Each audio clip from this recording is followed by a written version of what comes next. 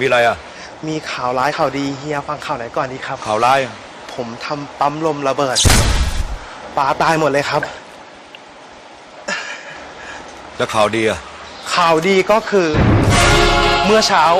เพิ่งมีออเดอร์สั่งปลาเรา10,000 ตัวเวน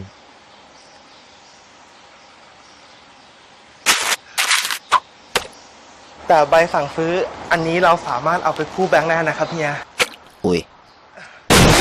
ใช้เอกสารพวกนี้ประกอบในการกู้แบงค์ได้กู้ได้ง่ายขึ้น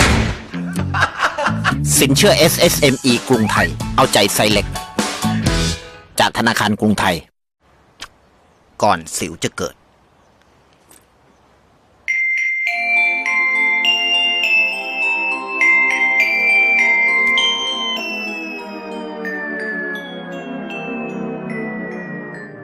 ดับก่อนเกิดใหม่ Smoothly Acne Hydrogel Plus มีสูตร Maximum Strength เฮ้ยโอ้โหพกไว้ Smoothly Acne Hydrogel Plus คุณอมรเชิญค่ะพ่อ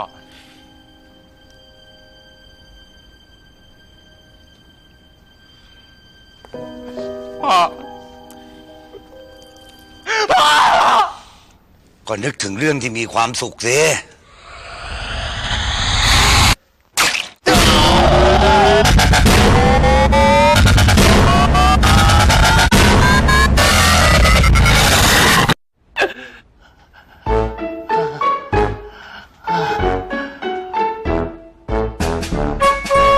ความหวาน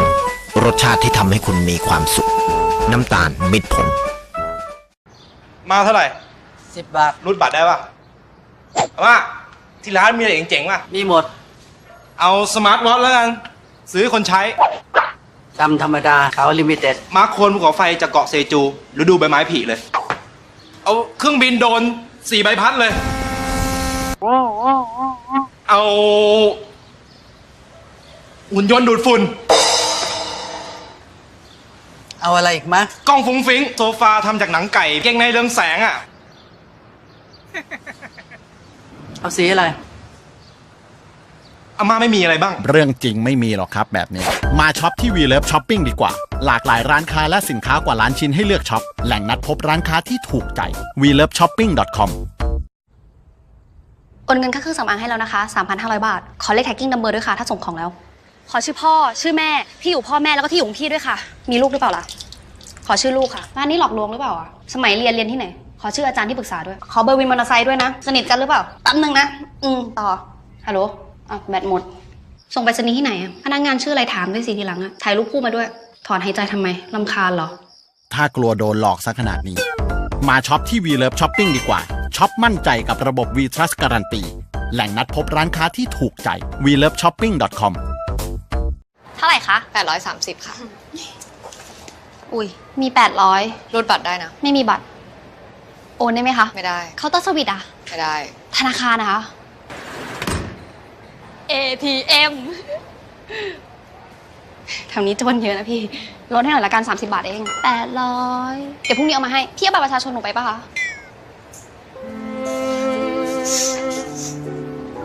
น้องรออยู่พี่830ถ้าจะช็อปยากขนาดนี้ทีหลังมาที่ We Love Shopping ดีกว่า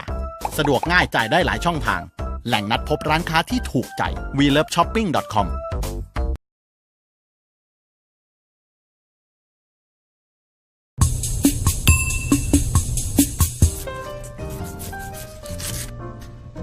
ตัวเองวันนี้วันอะไรอ๋อวันพระจ้ะ Happy Anniversary นะจ๊ะที่รักรักตัวเองนะแล้วตัวเองรู้ป่ะว่าเขามีอะไรเปลี่ยนไปปะอะไรเปลี่ยนไป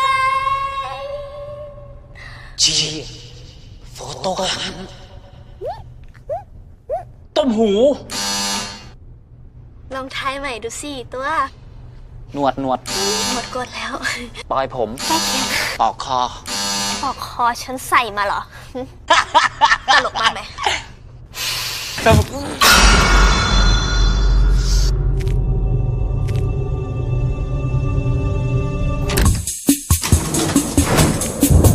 แม่งมามืดเลย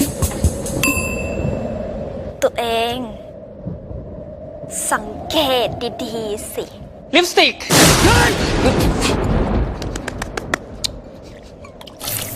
เขาใบให้นิดหนึ่ง คิ้วเฮ้ยร้อนยังไข่ กาดสุดท้ายแล้วนะคะ คือผม นั่นไง เขาตัดผมมาใหม่สวยป้า แต่ของเก่าก็ดีอยู่แล้วนะ ของเขาดีกว่าอย่างนั้นเหรอ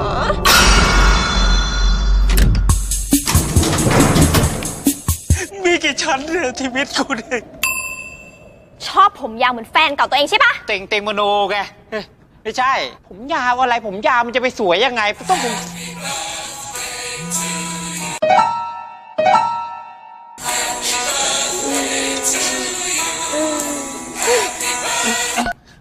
แล้วไอ้มึกอะประชุมอยู่แค่นี้ก่อนนะ ยังพูดไม่จบเลยอ่ะ ตัวเองวางสายทำไมอ่ะ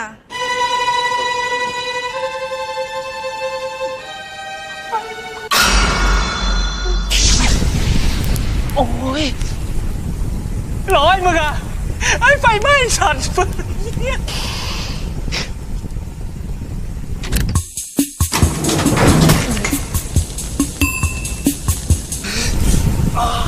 ตกลงชอบผมสั้น หรือผมยาว ผมยาว ผมสั้น ผมยาว เลือกผมสั้น กันผมสั้นก็แล้วกัน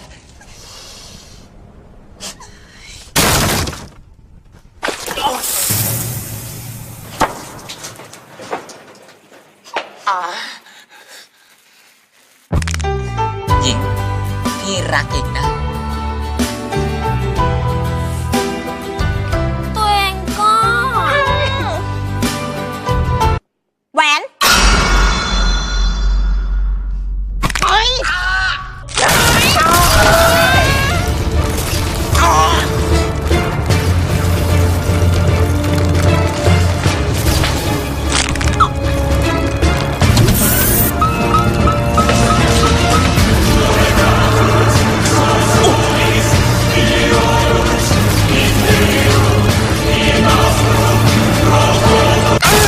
ยาดมเปปเปอร์มินต์ฟิล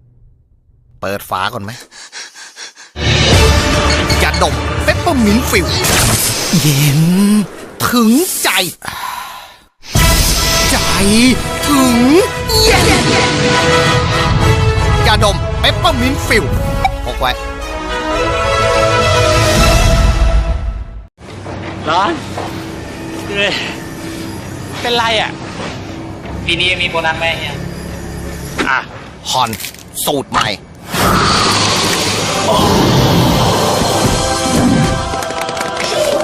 เนี่ยฮอนอะไรอ่ะสูตรใหม่ สดชื่น สูตรใหม่ งานดีโบนัสก็ตามมาฮอนสูตรใหม่ เย็นเหลือเชื่อ วันดีปีใหม่มาวัวให้ทองเจิดจรัสแต่ถ้าเทียบกับอาม่านะหมองช่วงนี้ตัวมันเบาๆไงก็ไม่รู้ได้ทองอาม่ามาถ่วงเส้น2 เส้นคงดี กระเช้าอะอาม่ามีเยอะแล้ว หรือไว้ตรงนั้น ดู นี่ดีกว่า สวัสดีปีใหม่ครับอาม่า หรือไว้ตรงนั้น โดนใจอาม่า ให้ของขวัญที่ตรงประเด็น เมืองไทยมันร้อน ฮาตาริ ซื้อของมาทำไมเยอะแยะ คิดบ้างไหมเนี่ย การที่เราซื้อครั้งละมากๆทำให้ไม่เสียเวลา ไม่สิ้นเปลืองน้ำมันโดยใช่เหตุ แล้วจะเอาเงินไหนจ่าย ผ่อนได้ ผ่อนก็เสียดอกเด็ก ไปดูสิ ทุกอย่าง 0% แค่โทรสั่ง บัตรเครดิตกรุงศรี First Choice Visa Platinum เหมือนเดิมอะอย่าฟุ่มเฟือยอะ ผมเป็นนักออกแบบ ผมเลยออกแบบชีวิตให้มีอิสระ slow life จิบกาแฟดริป สนทนากับก้อนเมฆ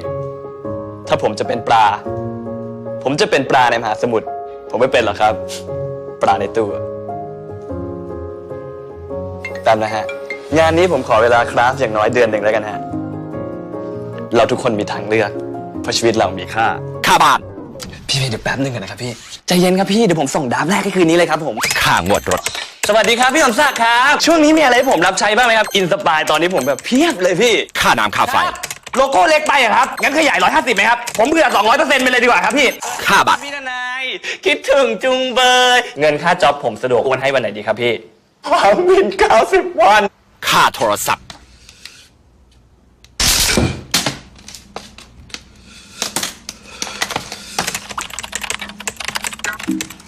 ไงครบไหม แล้วค่าหมอล่ะ เราเข้าใจว่าทุกคนมีค่า ใช้จ่ายเยอะ ถ้าไม่สบายค่าหมอเราช่วยจ่ายให้สมัครบัตรกรุงศรีเดบิต OPD จะเจ็บจะป่วยบัตรช่วยจ่าย